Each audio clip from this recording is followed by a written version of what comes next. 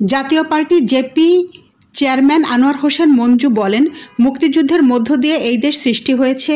অনেক চড়াই উতরাই পেরিয়ে আমাদের দেশকে একটা অবস্থানে নিয়ে এসেছিলাম।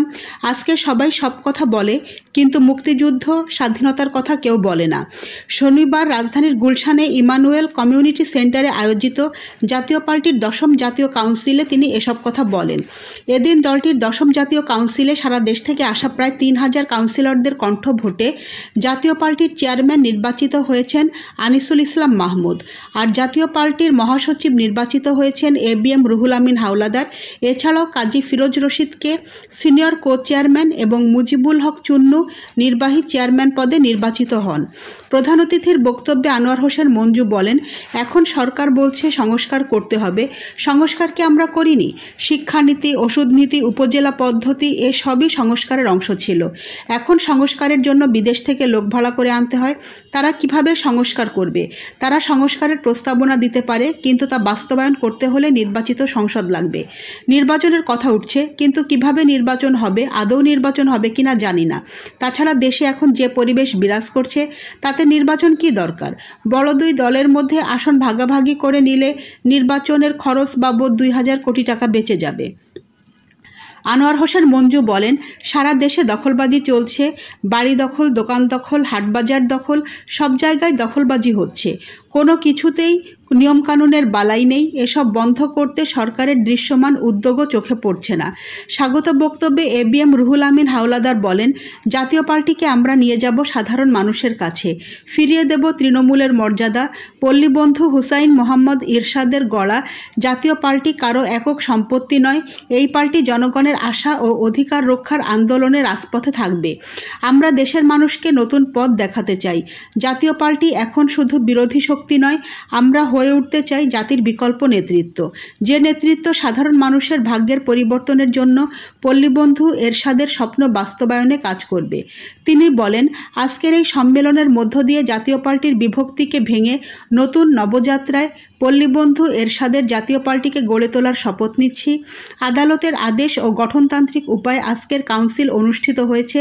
আজ থেকে জাতীয় পার্টি কোনো এক ব্যক্তির কথায় চলবে না। জাতীয় পার্টি পরিচালিত হবে যৌথ নেতৃত্বের মাধ্যমে। এখন থেকে জাতীয় পার্টিতে আর বিভাজনের আশঙ্কা নেই, বরং খণ্ডিত জাতীয় পার্টিগুলোকে এক ছাতার নিচে নিয়ে এসে ঐক্যবদ্ধ করে এরশাদের স্বপ্ন বাস্তবায়নে কাজ শুরু করব। সভায় আওয়ামী লীগের আমলে অবৈধ নির্বাচনে অংশ নেওয়ার কারণে দেশবাসীর কাছে ক্ষমা চান মোহাম্মদ মুজিবুল হক চুন্নু। তিনি বলেন, আমরা দলীয়ভাবে নির্বাচনে অংশগ্রহণ করে কোনো বেআইনি কাজ করিনি।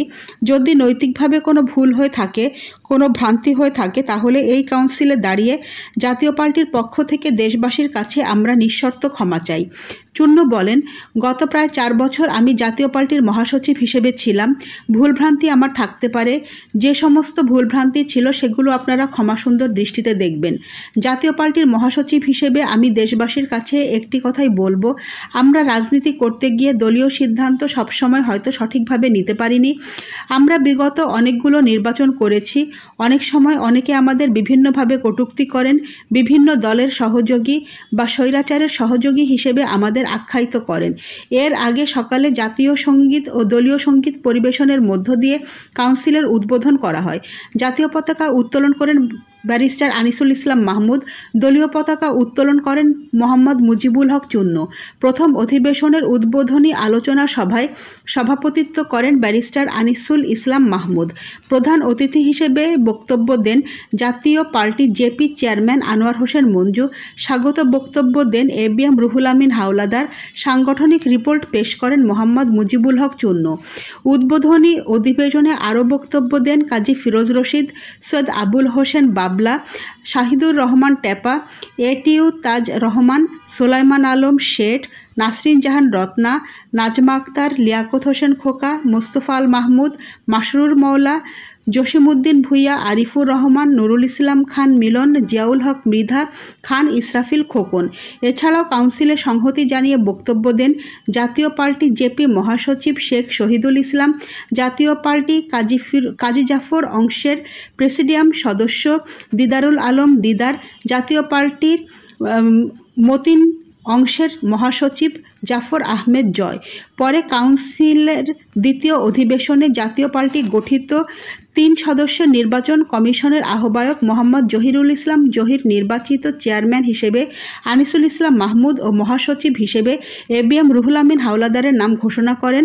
কমিশনের অন্যান্য সদস্যরা হলেন মোস্তফা আল মাহমুদ এবং আরিফুর রহমান খান। নয়নতারা নিউজ, ঢাকা।